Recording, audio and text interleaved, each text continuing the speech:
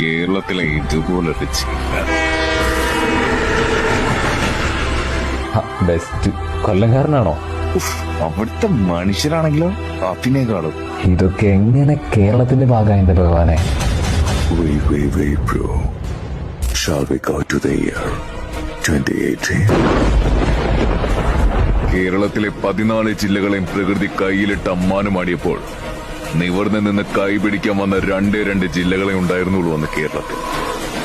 ഒന്ന് ശ്രീപത്മനാഭന്റെ മണ്ണും മറ്റൊന്ന് നിങ്ങളീ പറയുന്ന 7 കൂലികളുടെ നാടും.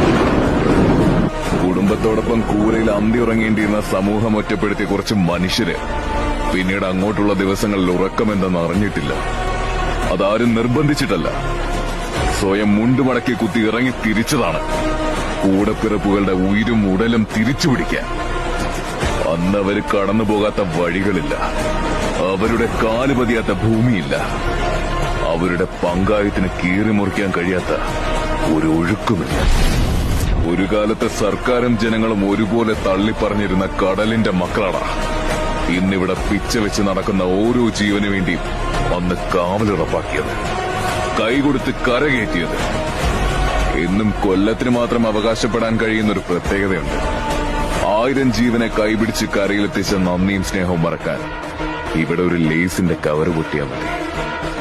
എന്നാലും ഇന്നും സജ്ജരാണ്.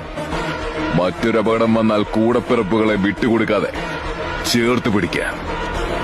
The real heroes, but so underrated.